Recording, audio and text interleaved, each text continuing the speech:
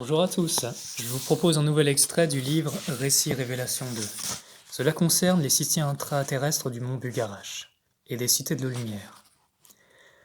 Lors de mes voyages dans l'Aude, il me fut donné d'entrer en contact avec quelques êtres dans l'énergie près du mont Bugarache. Ces contacts ne se sont jamais faits en troisième dimension, mais j'ai entendu maintes fois des témoignages relatant des rencontres interdimensionnelles dans cette région.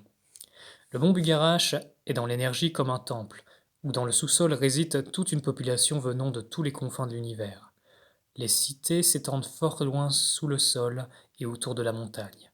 Cela est aussi une zone de conflit galactique. Maintes fois dans l'énergie, il nous fut montré des guerres se passant sur d'autres dimensions. Les répercussions sur notre dimension 3D sont généralement des tempêtes, ou quelque chose de très étrange dans l'énergie, ce qui n'est pas toujours agréable à vivre quand vous êtes sensible à ces dimensions.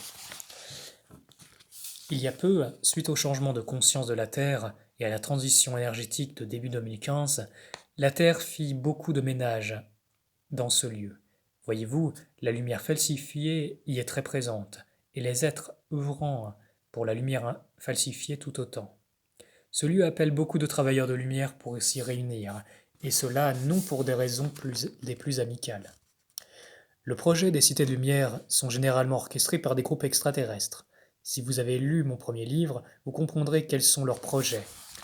Je vous le rappelle, soyez vigilants quant à ce que vous disent des êtres de lumière, car ils sont parfois bien plus perdus dans le non-amour que la plupart des humains de ce monde.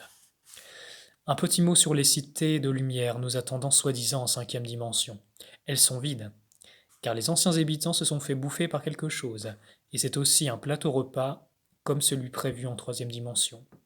Il y a peu, quelque chose a corrigé cela, en ramenant les habitants s'étant fait enlever. Selon leur dire, ils se seraient fait réabsorber par une énergie pendant la nuit. Seuls ceux dont l'âme et le corps n'ont pas été dissous purent revenir pour occuper de nouveau leur cité. Voyez-vous, c'est très courant que des énergies veuillent s'accaparer des êtres, surtout celles ayant oublié leur origine véritable. Les religions sur notre monde sont bien le pâle reflet de ce qui peut sévir dans d'autres dimensions plus subtiles.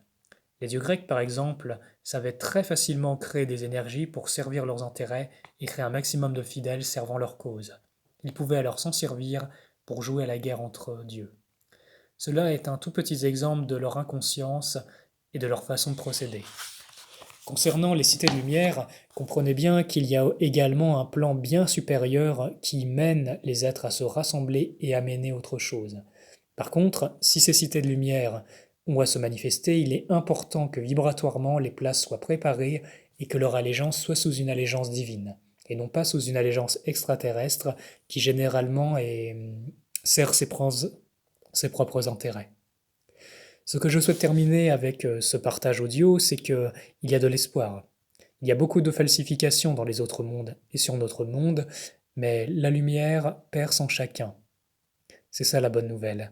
Et qu'aujourd'hui, nous sommes à une période où il nous est véritablement possible de réveiller notre lumière et qu'il nous est possible de manifester une autre réalité par cette puissante vibration. Je termine avec ces mots et je vous dis à bientôt pour un prochain partage.